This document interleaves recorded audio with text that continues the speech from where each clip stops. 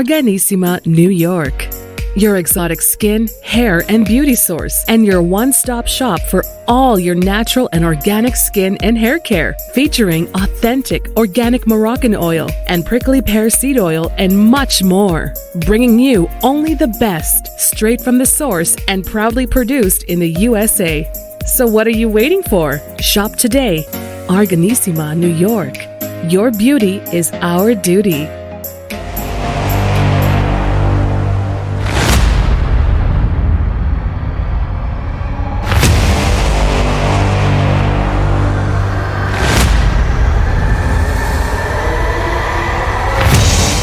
Folks, welcome back to the iHealth channel, iHealth Radio, with your host, Hurricane H.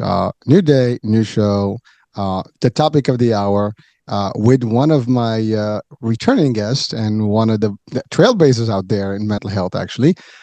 She is the founder of the Global Institute of Children's Mental Health, and she has been named thought leader by Forbes magazine. So that I needed to put that in there because that's big stuff.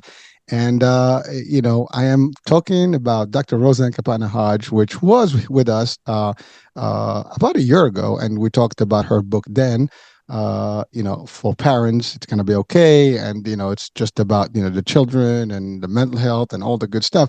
But today we are coming back because it is Mental Health Awareness Month. And we're going to talk a little bit about all that. Her new stuff, as well as we're going to veer a little bit and talk about, the mental health in the workplace as well, because that's another area that's big these days. So, Doctor, welcome to the show again. Well, thank you. We had a little fun pre-conversation. So I always enjoy talking to you, and we're both people who are on a mission to help other people in different ways and to help people educate themselves so that they can take a different action. And for me, it's all about mental wellness and changing the trajectory of mental health, not just for an individual, but for a parent in their what comes after, right? The generational mental wealth is something that I love to talk about. And when people make an investment in their brain and changing their behavior so that they're, feeling better and making healthier responses, there's such a huge impact. It is. It's funny you mentioned that we had the little, chat. It wasn't a little, but it is an important, piece, because we're talking about just, what we do in our mission and all the stuff. But it is part of our mental status too, because the way I see it, that's the driver behind me. That's why I keep going through, and it pushes me. Same thing with you, and it keeps you in a good state of mind, I would say, and you're happy. You don't dwell too much and stuff. So I guess you're healthier mentally that way. We have our challenges, of course, but yeah, it is what it is, right? But we'd like people to get that. We want to be contagious today. We want to give you that energy and get you that vibe. Absolutely. Yeah. And what you're really talking about is, the mindset of, is it a glass half empty or a glass half full? Mm-hmm. And we know through research that when you have a glass half full mindset, you are happier, you have less clinical issues, and you actually live longer. And, yes, you can be born a glass half full or a glass half empty, whatever it is, but you can work towards a positive growth mindset. These are things that are attainable strategies that anybody can do if they just practice them. Well, it's a choice, right? I mean, it's a choice.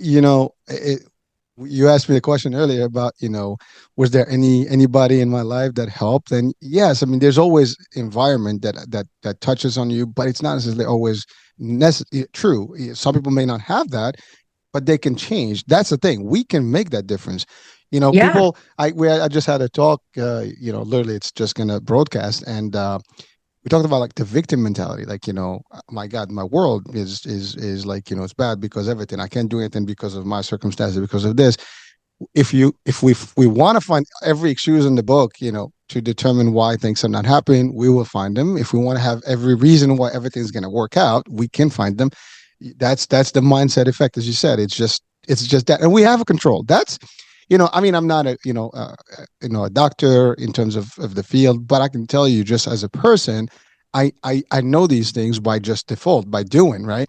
You're a doctor who actually handles this, works with this, and talks about it almost. This is your work, your life. Yeah. And you know how this stuff works. It's complex maybe, but not so. It is It's weird. complex. It is complex, but we are the master of our minds. And it doesn't negate that we have traumas, right? There's little traumas. We call those little T's, big traumas. And everyone has a trauma impact. We're living through, a pandemic. It's been pretty traumatic for everybody. I mean, the rise in mental health issues is just skyrocketing. Children, adults, psychiatric medication, everything. And when people start to realize they can tend to their own inner garden and the power of that, right? It's work. It's a different kind of work. It's micro lessons. And I think sometimes people look at us, I'm a positive person, right? When things happen, I'm like, okay, let me experience it. Let me feel it. I'm not going to ignore negative things. And then I go into a thinking, problem solving mode because that's just my brain. And that's just the way I was raised. Right. And, and that doesn't mean, again, big, horrible things don't happen, but our attitude to a problem is under our control. Right. That is the only thing we can control. We can't control if, we get in a car wreck or, my mother, passed away a few months ago. I can't control that. But what I can control is my thoughts and my feelings and my sensations. We should never ignore them, right? We can't push them aside, but we can't let them control us, right? We have to find healthy coping mechanisms, and it's through little work. And it's also through a lot of gratitude and looking at things in a different way. I think that is really, really helpful. And, I think all of us can think of every single person in our lives who's really this negative person where almost nothing comes out of their mouth without a negative spin. And then on contrast, we can think of somebody who really is sort of walking sunshine, like just has a positive attitude, has a attitude of gratitude. I was thinking about, I'm friends with a woman named Roseann, and she's actually a big reporter in one of the major news network areas, right? And she's making a docu-film. And so, she asked for my help and I help her, and I'm just a helper, right? And we just became buddies. And she has such a gratitude language. Every time I talk to her, every word starts with, I appreciate, I this. And it's just so amazing to be around other human beings like that. And, you and I were talking about not just the attitude, but who you surround yourself with makes it a lot easier to have a growth mindset. And in these hard times, these are the things that we can actually do that can make a difference. And neither one of them cost any money. And there's no excuse not to do them. I'm listening to you, and it's contagious, right? I can feel that vibe. But you're right. Like, you have people who have nothing to say but negative stuff. And it's not, sometimes like when you try to wonder like why, you can't find a reason. That's how they see things. And you're right. There's a whole bunch. I mean, as a joke, this is true story. When I go into interviews in corporate and, they tell me like, tell me something that is not good about you. Like, there's a question always about like, what, you said all this good stuff. What's the one thing about you that you might have to change, or like it's not really vibing? It's like, I have a problem. And it's like, I'm too positive. I cannot see negative. You can tell me anything. I can tell you like, why it's positive and not negative. And sometimes that might be bad because you do want to contrast and be able to balance, but that's my thing. So they start laughing. I'm like, I really don't think, I cannot think negative. I just can't. And people they keep looking at me and like, okay, well, that's it. I mean, I can think of something else, but this is the one that I feel that's maybe a weakness of mine. But in a way, it is a strength, But yes, I mean, in circumstances where I may not understand that it could go wrong, but that's not necessarily true because I do realize there is a point of anything where you have to make a decision. This is working, not working, But the positive outlook here means to me is that I just go through it for whatever it's worth and test it out. If it's not working, then I give it a shot and then I move on.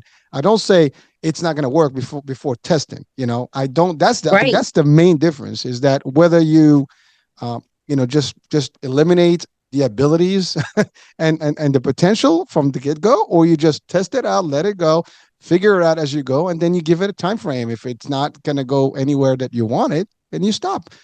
Now, see, there is something negative about it, but I'll discover the negativity as I go through it, and then I move on. So I was like, well, that's a waste of time.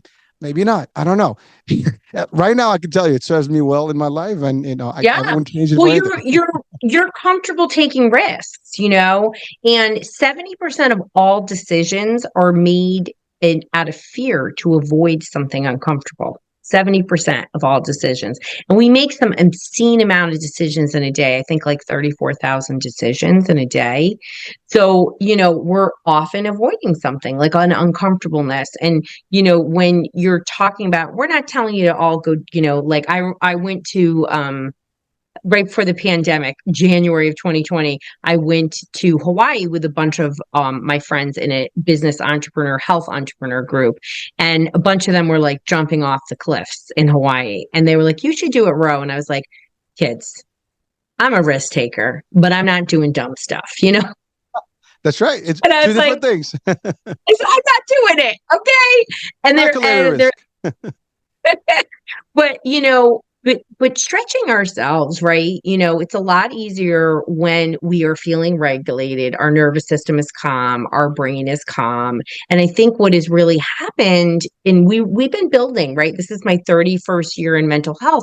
We've been building over time a level of stress tolerance, right? Like we just keep getting more and more. Everyone accepts stress, right? And we do have to have stress, but nobody's doing things hopefully anymore to mitigate it. And I shouldn't say nobody, but we are moving to a society where they want to medicate. We didn't shut down liquor stores in the pandemic because they knew they couldn't handle all the alcoholics. Where would they put them, right? With our hospitals being full during COVID. And people are disconnecting in order to relieve stress instead of connecting in order to relieve stress and doing other things. We definitely saw some real positive exercise happening in the beginning, but we have now become a society where people are, agitated and irritated and angry, and that's not okay. And when we feel that way, again, we can only be responsible for ourselves. So instead of focusing on what everybody else is doing, looking at yourself and saying, what else can I do to calm my nervous system down? Because you can tolerate stress a lot more when you're taking 10, 15, 20 minutes for a walk, yoga, prayer, breath work, positive gratitude journaling, anything. These are all things that are really accessible for people that they need to do in order to feel grounded and anchored so that they can have good mental health. Doctor, it's amazing. You mentioned something about first gratitude, right? And having that attitude. I mean, you gave the example of your friend. What does it take not to be grateful? I mean, it's really simple to just say thank you, have a smile, be happy. Yeah. Okay, do good things. I still believe that, it will take less energy to do positive and be grateful. I mean, the power of thank you, it's not a big deal to say thank you. Even if you don't mean it, just Doesn't say it the feel damn thing. it's so nice, today, I appreciate it. yeah, I mean, I just appreciate it. I'm so grateful for you. I often say I'm so grateful for you. And, when my clients come to me and, we have so people come to me from all over the world, and we have this program called Brain Behavior Reset. And it's a 6-month program. And it's a lot of young people. It's young adults and kids. Not that I don't have adults, but I love kids because parents are all in for their kids way more than they are for themselves. So I often get a whole family change, which I think is just so impactful. But, when, people come to me, we have this process, and we use things like neurofeedback and biofeedback and diet and lifestyle, and we get their brain changed and new behaviors. But we do about 40 sessions of neurofeedback in this 6 months. And at session 20, I do a check-in, right? Because a lot of brain change happens. And usually people are so thrilled with the changes that they're seeing. And I always take time for every call, no matter where they are in their journey, to actually thank them, and that I'm grateful that they came to me and I'm proud of them. And people are so funny because they just don't hear these words. But it's a lot of work when you say, hey, I've had enough of this anxiety. I've had enough of this depression. And in making a commitment to actually do something different, to change your behavior, is hard. It's possible, though. And I think that's a message we're not getting out to people. We're all saying, just take a pill. It will, it will make you feel better. Well, what are you doing differently in your life? Are you using gratitude language? Are you getting up today? I try to do my prayer candles every morning. I'm not saying everybody should pray. I just know that it works for me. And research says that people who regularly pray have less mental health issues. So, we have to do things for ourselves. And I think the smaller the action and the more consistent it is, the bigger the lift actually, and because it means you're making changes. Doctor, it's amazing. You're touching on so many areas right now. First, I mean, we're talking about being grateful and stuff, and it's as simple as that, right? You said, people are stressed, Simple. and they just don't know how to kind of. I think sometimes it's just the ego. I don't know. Maybe you just don't want to say to someone like, thank you, like, who the hell are you? So I can thank you. I mean, sometimes that's how it feels, right? You can say thank you. It's okay. Even if someone doesn't do anything, you just do it and it makes a difference. You talked about, prayer. And by the way, it doesn't matter what religion and faith you Nope. have, but here's the thing: prayer introduces the idea of faith and believe, and so I think that's one of the biggest differentiators, because if you have some level of that, you're also a realist about life. You understand life a little bit better. You do have it's not blind faith, maybe it is, but it is the idea of, I understand. For example, that one of the things about me. When I say I'm positive, I can tell you what positive thing, even in that. And people are like, dude, don't talk about that. Well, it is the only, I mean, I would say the only, what do you call it? The only certain things in life is that. Right. I mean, it's like the irony of it, but it's reality, right? The one thing I can promise in this life is that is real. And so when you determine that is the case, are you going to be afraid of that? No, you're going to be prepared for it. Maybe that's all. So that's gone. And the same thing. So what's the worst case scenario? That's the other thing. Are you prepared to have the worst case scenario? I'm always prepared for the worst case scenario. What's the worst that can happen? I'm going to lose everything. I came with nothing. I mean, we start this world with nothing, right? I mean, Sure. you probably like 20,000 before even born. I mean, we don't know that until we grew up, that our parents had to spend that much money on us before we got here. But the idea is, but you didn't have anything. You just grew up and then find out like, oh, I That's got all right. the stuff that my parents provided or Sure. world provided somehow. Sometimes, parents, whatever, it doesn't matter. No one comes in this world and things are happening for them regardless, right? It's going to happen one way or the other. Different levels maybe, but it happens. So if you actually are ready for the worst, nothing can scare you. You cannot be afraid. Then the stress Well, you're level. talking about resilience, Hurricane. You're talking about that you have a mindset that, no matter what life is coming through you, throwing at you, you can get through it, and resilience happens over time. We're not born that way. We learn through our experiences, when our parents, don't baby you and you actually experience failure, you're going to do better in life. And today there's all these terms like helicopter parenting, and I call it bubble wrap parenting. We're not letting kids experience difficult things. And we don't want them to feel uncomfortable, but it's through little uncomfortable situations that you learn to get resilient. Like you build a fear time, I'm not so afraid and I am capable and I'm confident. And yes, I understand bad things happen, but I also have the tools to get through them. Well, doctor, I mean, is not something that you, doctor, and folks that are in the mental health, that you do use treatment. For example, I know this happened to me.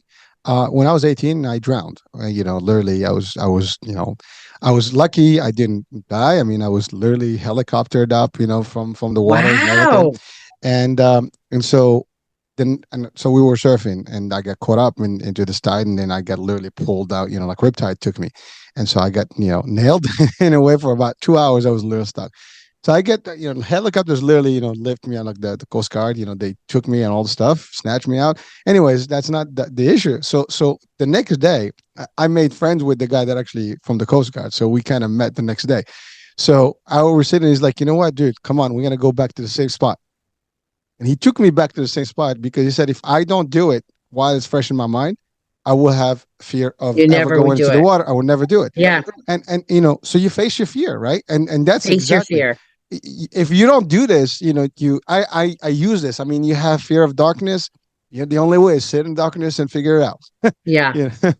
you know, I mean, I don't know, what is that really a protocol? I mean, that you guys use? I mean, Well, I mean, it's exposure, and we definitely use it exposure with people with, anxiety and OCD. But I mean, even more simple than that, I mean, people just don't want their kids to have like anything uncomfortable. And in real life, not everything goes your way.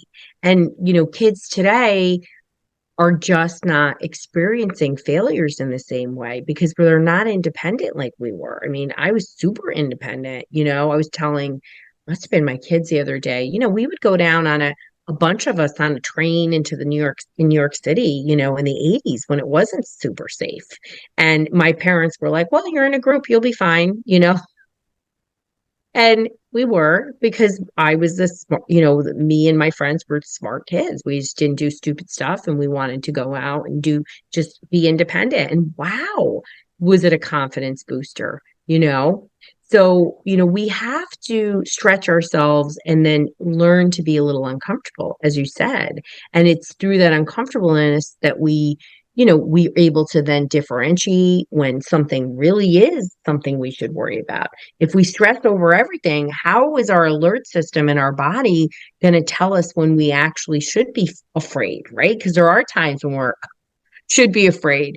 But it's really about finding, what works for somebody in a healthy way, because we should employ and mitigate when things are uncomfortable. And I think that's part of what is happening in this world where people don't have stress tolerance.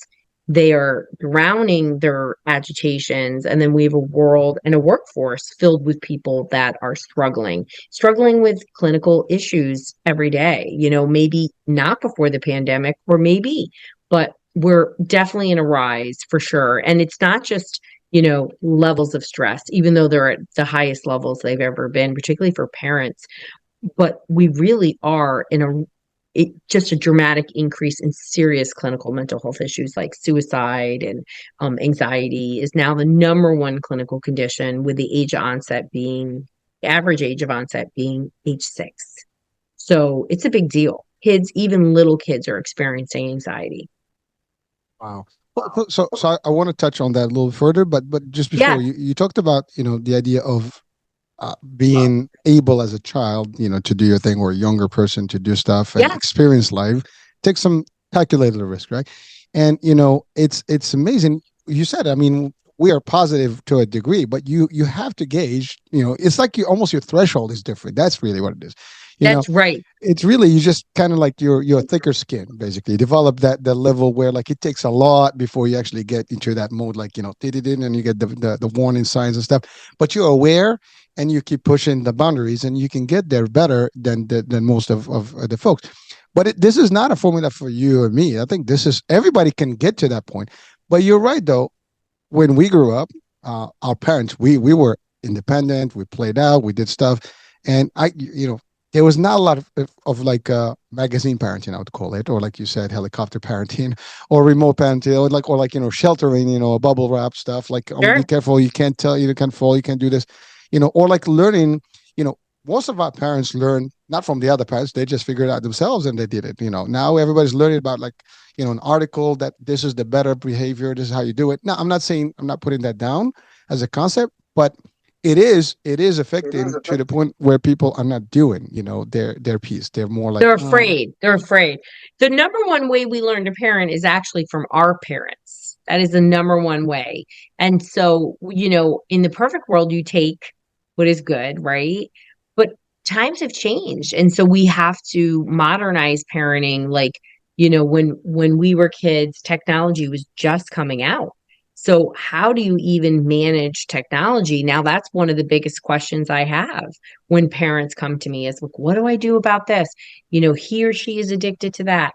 Oh, how do and so we have to adapt, right? And evolve and make sure that we're, bettering ourselves as parents. But I think for sure parents are looking for help because they're seeing how distressed their kids are, right? Why do people there people are listening right now, like, hey, Dr. Roche, she knows all this stuff about kids. Well, I have my own podcast, right? Supporting kids with behavioral and mental health issues. And there's not a lot out there for parents that is actionable. Like, what can I do? And I think parents need as many resources. And I think what I always try to talk about people, yes, I like for people to understand, like, this is a great conversation about understanding, but it's like, what are you actually going to do? What is the action you're going to put behind it? Because change doesn't just happen. You actually have to do something different, right? If you're feeling anxious or depressed, and you can't just keep doing the same thing if you're not getting relief.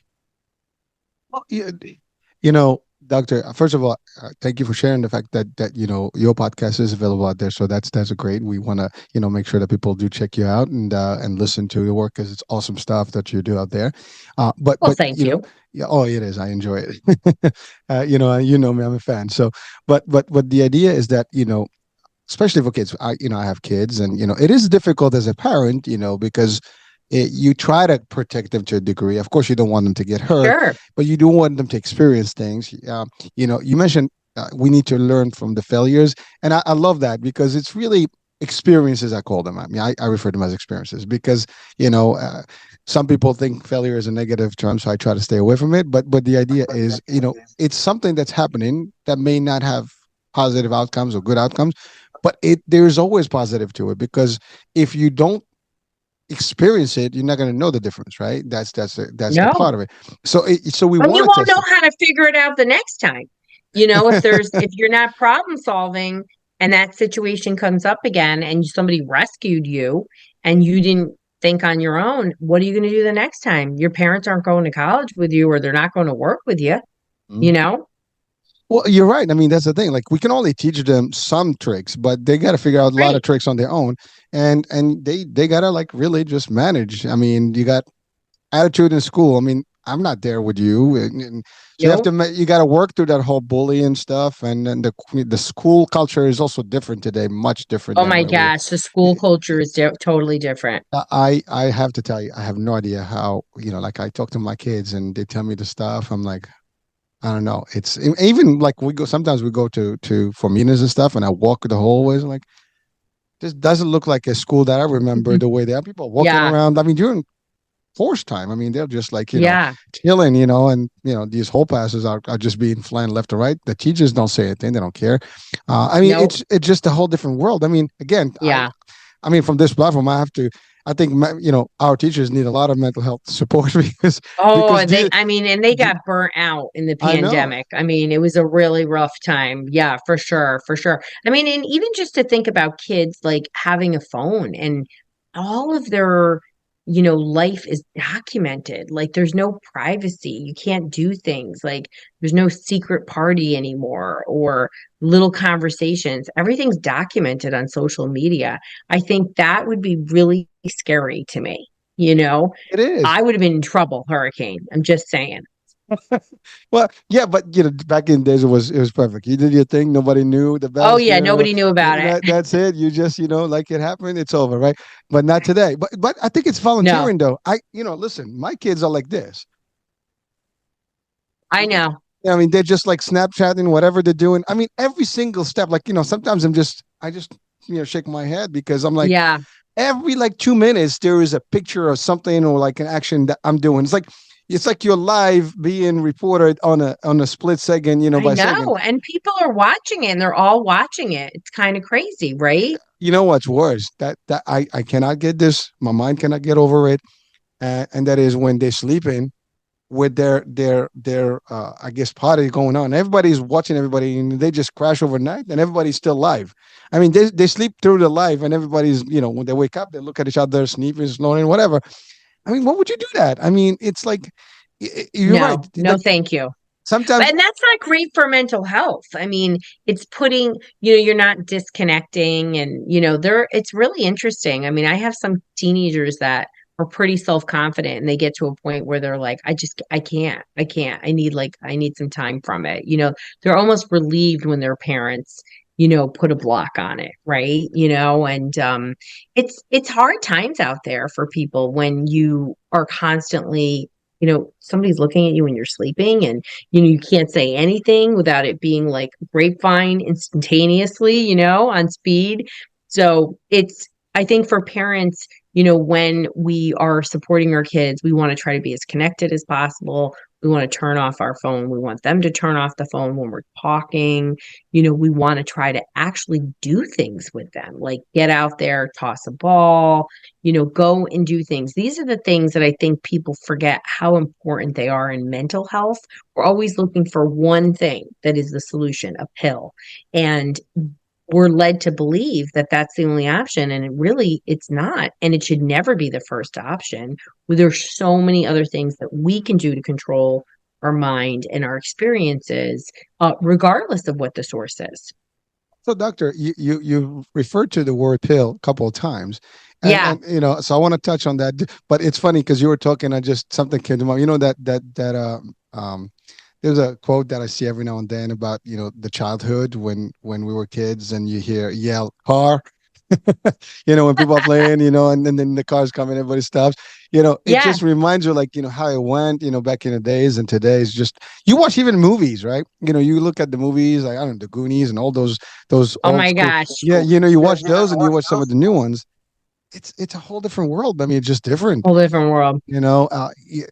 Kids are just connected online, but talking about they're social, but they're completely not social. I mean, Yes. I don't get that part. I mean, yeah, it's social Yeah. network, you're socializing, but you'll be like talking to people that are literally you never met physically, and you have people sitting in front of you that you don't communicate with.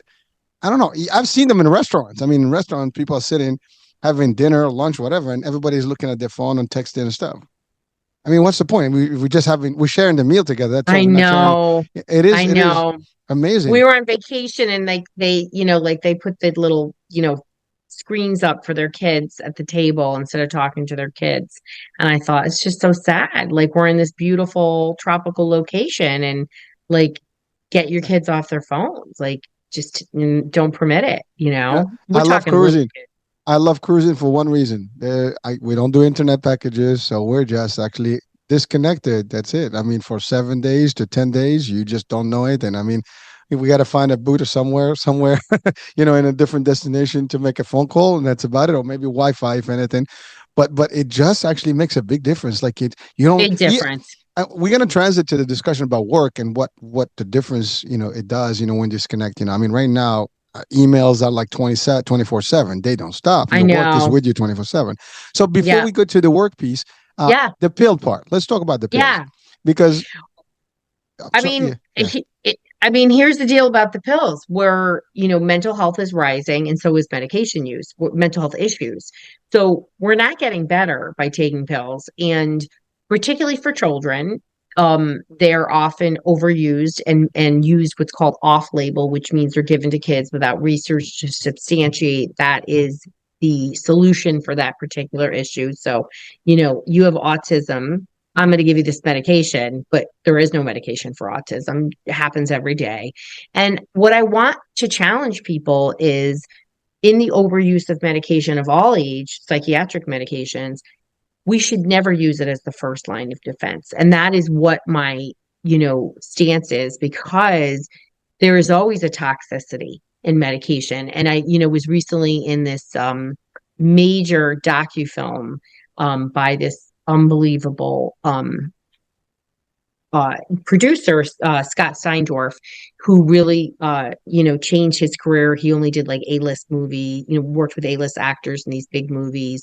And his brother just died from liver toxicity at 57 from psych meds.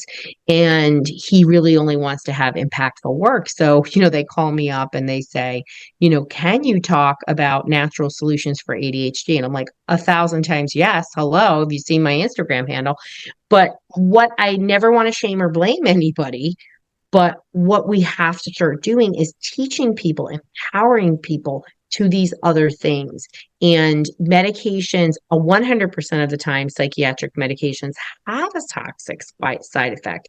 For some people, they can be really beneficial.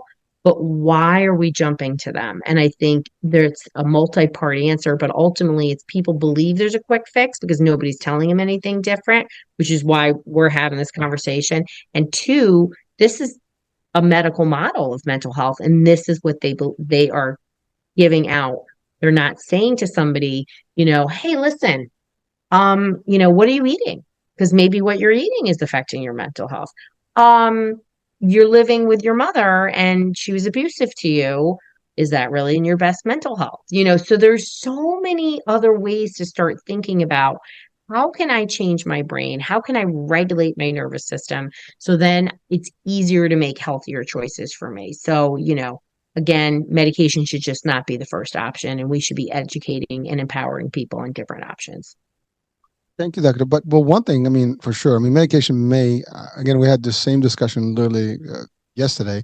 The medication may be camouflaging or like taking care of the symptoms at the instant stuff. Like you're not, going, screaming and getting all excited. You're just calm.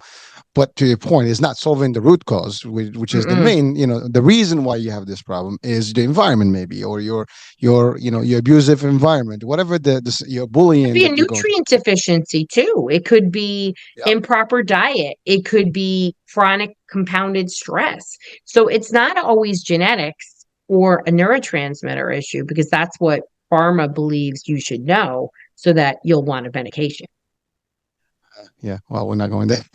Yeah, that's a whole different discussion, but there is another thing that is emerging right now, and it's I don't know how, but it's becoming like the norm, and that is the e-cig vaping, in the school system.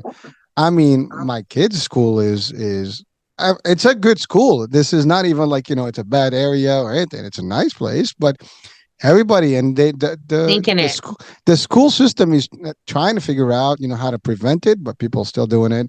I mean, and you can see people like hiding those things, but those are chemicals that you're running in your body, and that stuff is affecting not only your physical but also your mental state, and people are doing it, and the kids are like more into this than maybe even adults. I see, teenagers, forget about it. They just like in high school is, I don't know, it's like a drama set, with everything that you can possibly imagine. It's I don't know, but I mean, it's a dangerous, vaping. There's a lot of, things that it can do.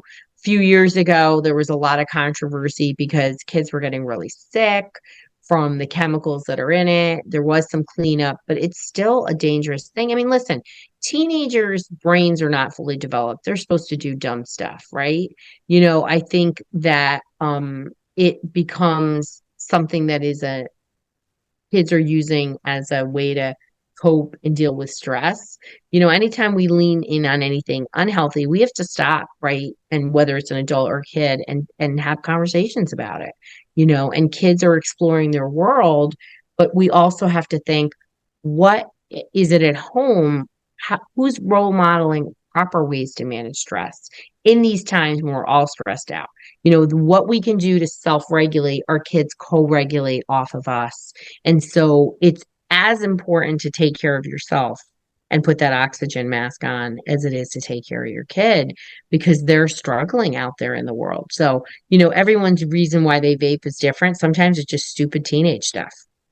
Well, but you're right. But unfortunately, it's being exploited, by the people that sell that stuff, and it's industry. It makes money, and it's all cool thing. But now it's the cool thing, But 10 years from now, you're not a teenager. 20 years from now, you're not a teenager, and now you're having all these health issues, physical, mental. We don't even know the ramifications in 10 years from now, because it is still fairly new. And so that's a dilemma. Now this perfect segue in terms of the discussion about work. Parents, you said it. Parents, maybe why the kids are doing what they're doing, because parents are really busy, and they try to make ends meet. They're making a living, and both parents are like every day out. They're stressing at work. Both parents are working. They're overloaded. Yeah, but so now we're talking about workspace, and the work that we live in, I mean, the work environment is different. It's just too stressful. I mean, I give the example of the email stuff. I mean, before the computer age and even the early days, before actually the phones and all these smartphones, you will leave your office and you won't touch an email until the next day when you check in, Mhm. and then you No. check in.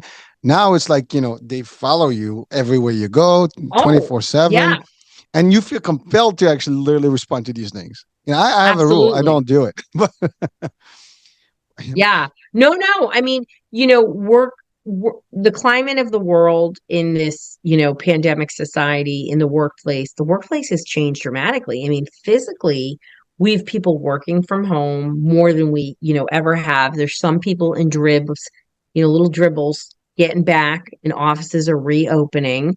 But people's mental health has declined, right? And, they're mothers and fathers and employees. And so when we look at the workforce, right, a lot of women left the workforce during the pandemic because they had to,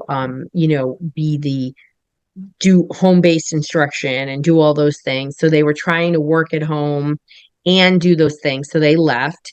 And so there's a lot of dynamic changes that have actually happened, right? So we have less women, women are more emotionally centered in general, not making it, they're just raised that way, they're cultivated that way. It doesn't mean there's not guys that are emotionally centered, but they're nurtured to be that way. So they tend to be more that. So we then have so many people at home, and in the same time, we have a rise in clinical mental health offices and I mean, in mental health issues, and people have left the workforce in general or are, so getting good employees is hard.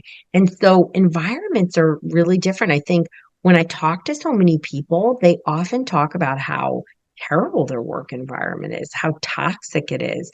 Yet, they may feel trapped to be there. And I think, one of the messages that I often share with organizations is like, what are you doing to support the mental wellness of your employees, not just a yoga class, but in terms of culture. People are really outwardly struggling with mental health, sometimes right at work. And that's not easy for the manager or the powers that be to manage. It's not easy for the other people that are there. And certainly it's not easy for the person that's struggling. So, changing culturally how we respond to an employee who's struggling with mental health or even just neurodiverse, is become a priority in the workplace because there's no other choice. We have to support people. well, doctor, you're alluding to a lot of things in terms of the work, but here's the thing, maybe the workplace is even responsible for the mental health status because of the stress, the extra pressure and stuff. Because here's the thing, business is meant to thrive and make profits. And so there's a lot of pressure that comes down. I mean, it's really, that's what it is. The board decides, senior leadership decides, and then we got go time. By the way, I have been in some executive roles, and I know how it works. It's very difficult, and sometimes you have to make decisions. I'm in sales, so stress levels are high.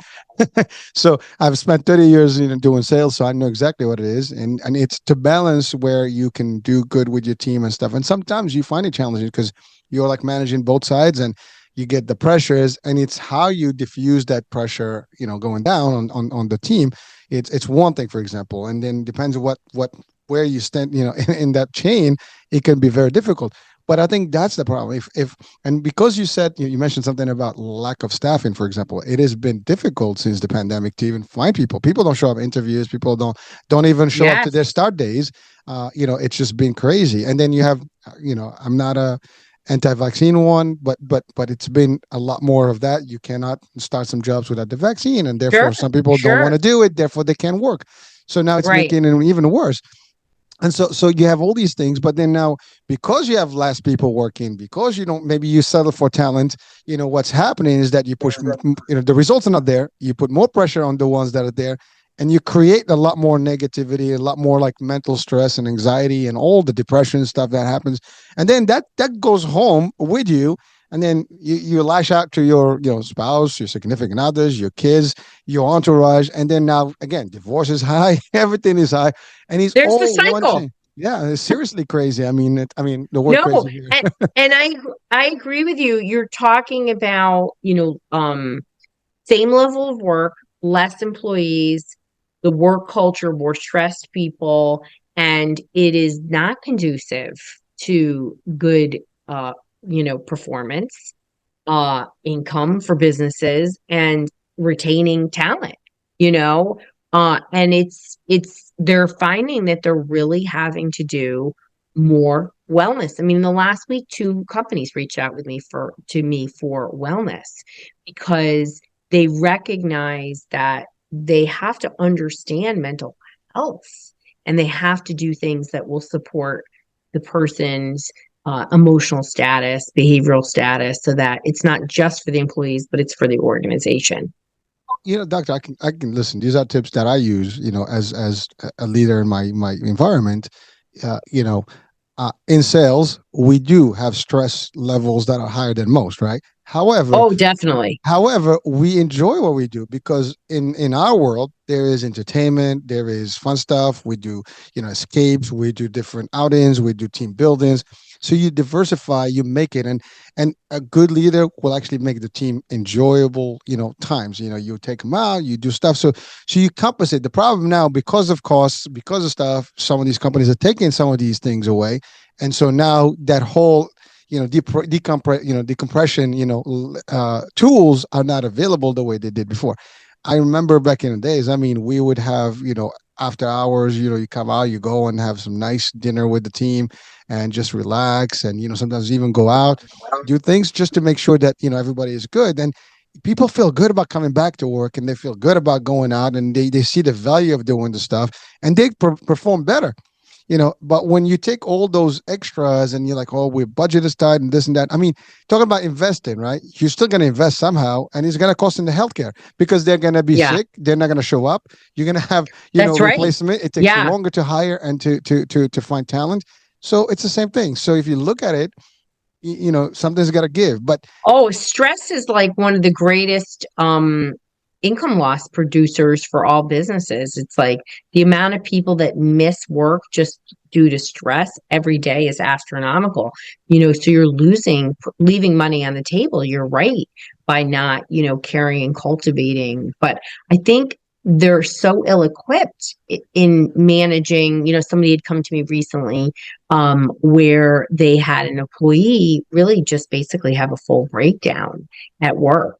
And, what should they do? How should they handle it? And that it kind of opened up Pandora's box that, there was this person had really made a lot of people feel very uncomfortable. And my first words were, what's your collateral damage plan? And this is not a unique situation. I know more than one, company that is look come to me for support in just this very thing. How do we manage this and how do we prevent this from happening? And I love that's what wellness is about. But what are the signs? How do we manage it? And ultimately, in the end, all of my work, what wraps a bow around it, regardless of age, is calming that brain. Once you calm that brain, it's much easier to be positive. It's much easier to go for a walk. It's much easier to see a therapist. Whatever it is that's going to bring health and reduce the stress. And so it doesn't matter how old you are, if you're a student, if you work, whatever it is, we've got to take the time to regulate our nervous system, and everybody can do it. There's no excuse. well, there is no. We have no choice, right? But what you said about the like the case of someone who's having a breakdown, right? It's Yeah. that's crazy. That's sad. But think about this: if I'm stressed and I go to work, I'm sure I'm going to make life hell for everybody around me.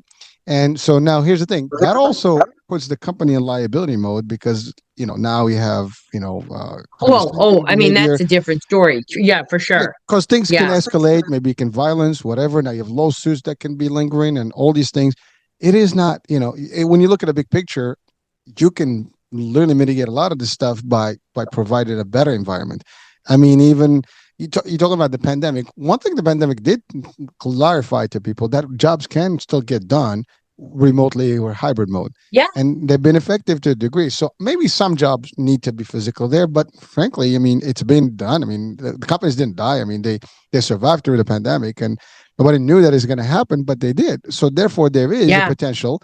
And if we were able to do it then, why can we do it now and just make it happier? People are happier to work. A lot of people are saying that, I'm comfortable, I'm doing my work. There's a culture to it, but you learn Yeah. how to do it. That's all. But it makes a difference. And now people are less. Traffic is one thing. I mean, anyone that you mentioned New York City. I mean, if you're driving New York City, no matter where you're going, it's an It's got to hour. be traffic, Traffic, exactly. especially on a Friday. Oh, Fridays is just a nightmare. Forget about it. And well, Mondays or Fridays, or any rush hour. But the problem is, right? I'm for example, this is my rule: no meetings at 9 o'clock. Sorry. And the reason I don't do it is because all I've noticed over the years, when someone is rushing to be at 9 o'clock, yeah, you start at 9 o'clock. I mean, here's the thing: even that whole thing started 9 to 5. How much really do you provide of work in that time? Let's be real.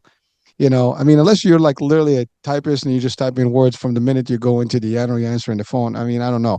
But if your performance at tasks and job and work projects or whatever, there's a lot of stuff that can be done. You're probably gonna get a good 5-6 hours maybe out of the day, if anything. That's one way, and I don't think that's the reality of things. And so at the end of the day, you're stressing out everybody to come in and do the stuff at 9 o'clock, and sometimes it may not work. And what you're doing, you're not getting the best from them, because if someone didn't have a good night's sleep, they had to rush into the traffic, they probably had road rage before they get in, they have their coffee, whatever, and now they're just like coming to a meeting, they're really like zombies, and you're not going to get much of them. And now you're not happy because the discussion is going well, and now you're worried about your job, your day. So all this stuff, we actually do unnecessary stuff to ourselves. I Yeah. swear to God, we're the worst enemy of ourselves is ourselves, and sometimes, we don't see it.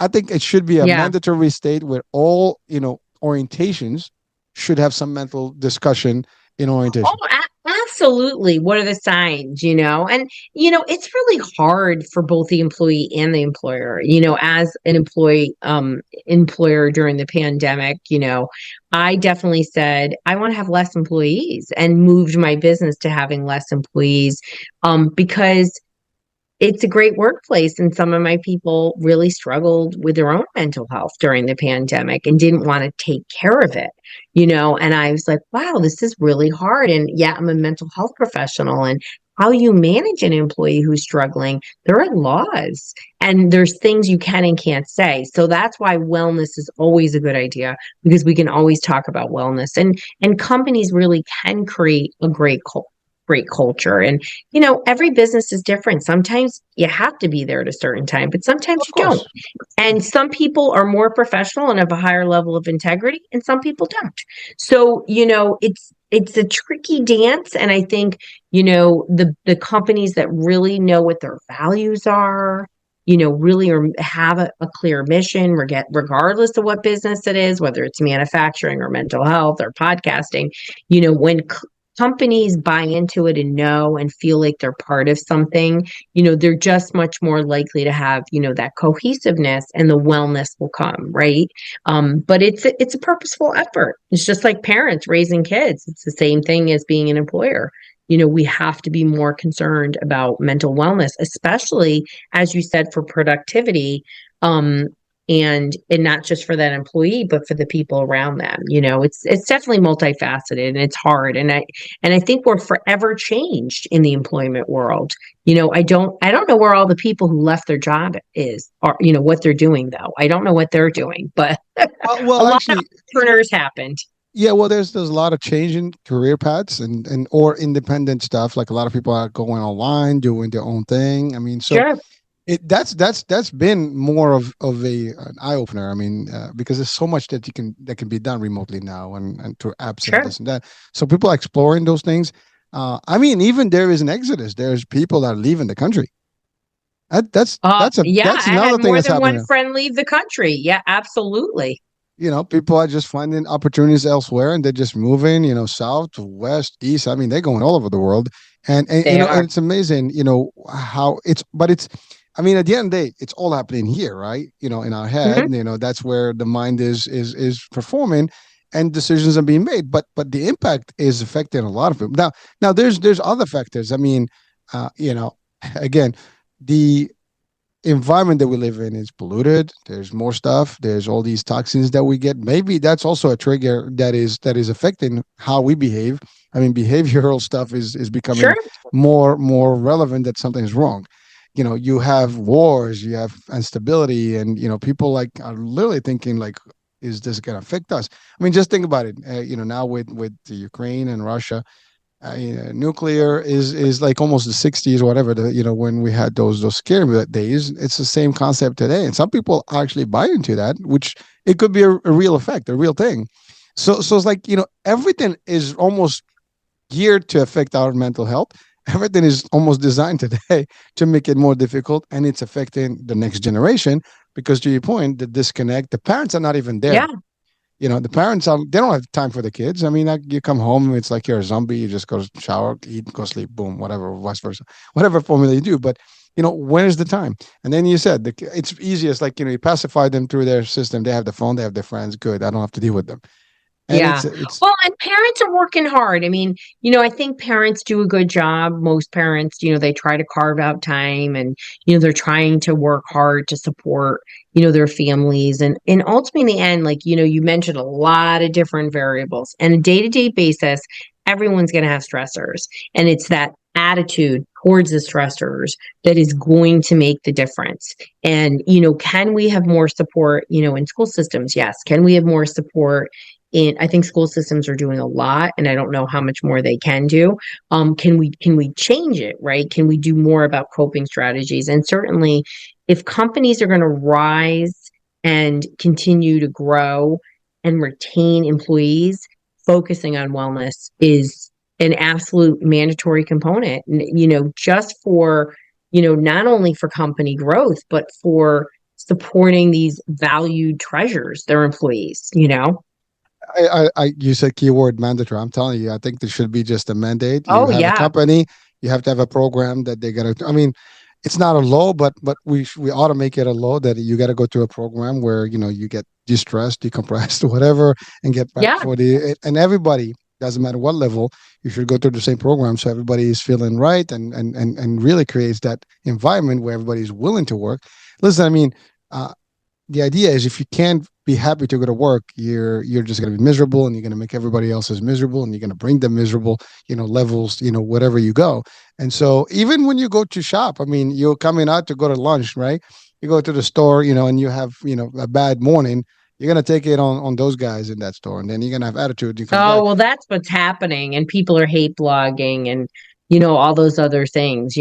But I think, what's so important, like, as we've talked about a lot of things. And I think, what we started about is, we have control over our minds, and we have control over, how we think about things, how we react to things. That's the only thing we have control over. And so if people lean in on that, and they really say, okay, I'm going to be more present. I'm going to focus on today, and I'm going to, say 5 grateful words today, and you start to see change. That's the empowerment that I want to come out of this conversation, because it's kind of cuckoo out there in the world. And if we kind of open up the blinds and we look, we're like, but we can also be like, oh, well, this and this and this, but this is what I have control over. And I think that's the biggest message that I want people to hear, because otherwise we're going to be scared and sad. Love it. Well, and you're at one day at a time, right? You just take One it. day at a time. And Absolutely. tomorrow hasn't happened. Yesterday is over. Today is happening. Take it slow. Take it easy. Take it easy, right? Make it happen. But Yeah, but but but you're right. And that works. I swear to God, it works, because I don't it have to. does. Because people are like worried about what's going to happen tomorrow. I mean, listen, the word ends. The word ends. I'm not going to be worried about it. I mean, Nope. Nope. You again, can be in control of your exactly. mind, I wherever it is. Even if you're in a work environment that's hard, you're in control of your mind, right? And you can do little actions can alleviate a lot of stress. And I think that's the empowering thing that we have to leave people with in this conversation. Yeah, no, definitely. Thank you, doctor. So question. We're coming to the end of the show. So your next. I know we talked the last time about your book, and is there books? Yeah. Are there books in the making right now, or? There is a little book in the making, but I'm not going to say what it is because it's actually a great idea. And I am in the trademark process for it. So I don't want to say what it is or Okay, what all it's right. about, but it's going to be a big deal. But I, have my podcast. It's going to be okay. And I'm really proud of it because it's helping parents and it's short episodes, 12 to, less than 20-minute episodes. Over So people 70K can, downloads, right? yeah, we're almost at 80 now. That was last 80. There week. you go. There you go. That was good. That was good. I know. Uh, So it's so excited and it's helping people and have a product line. I have two product lines. So I have a device that's FDA regulated PEMF called Calm PMF and it's designed to calm the nervous system. And then our supplement line that everybody's been waiting for like a year, Neurotastic, is going to be coming out this summer. oh, now, how does it work? I mean, it's just a regular supplement to. Yeah, so I'm starting with magnesium and I have it's multiple magnesiums and it's a powder form, so it's for kids and adults and it has a scooper so you can just pop it in water or juice or a smoothie and magnesium is my first because it is my number one favorite and we can't get enough magnesium in this high stress world and magnesium is required for 300 chemical processes in the body and with our stress levels being so high it can't always have enough magnesium for simple things so that's part of why we're even experiencing more physical stress is just magnesium depletion. We're going to need more of that, right? So now we know where to Need go. more of that. Yeah, Now, absolutely. is it going to be available on your website as well? So It's going to be available on my website. That's the main place where it's going to be, and through a partner, MD Logic. So two different websites. Yeah, I'll come back and talk about it, Hurricane, when it's out yes, if you want. yes, So we do want that. That and I'm excited. The secret book. My secret book will be out by the end of the year. I'm not going to tell. It's very hard for me to keep my mouth shut, but When it's it a genius happens, idea. I'll when be it back. happens, you'll be back. I'll be back. Okay. It's something that people need. It's something that people need. That's all I'm going to say. And it's something that's going to help people. So, because that's what I try to do every day. But I enjoyed this conversation so much. You're such a light, Hurricane. And, I think that no matter what life throws at you, have an attitude of gratitude and, think on your feet about what a solution is. But, it's okay to feel a range of emotions. It's just not okay to live in it, right? If you're stuck there, just take an action and move forward, right? I was going to ask about final words of wisdom, and Yeah. those Oh, were that's them. it. Doctor, Yeah. thank you so much for being, Oh, my back. pleasure. My pleasure. All right. Well, folks, there you have it. We had fun. Hope you enjoyed this nice chat and exchange, and take the values. I mean, doctor is helping a lot of people on a day-to-day basis, so I think we've had some good nuggets here to take with us and apply. That being said, I'm Hurricane H. We'll be talking soon. New day, new show, new topic, new guest. Bye for now.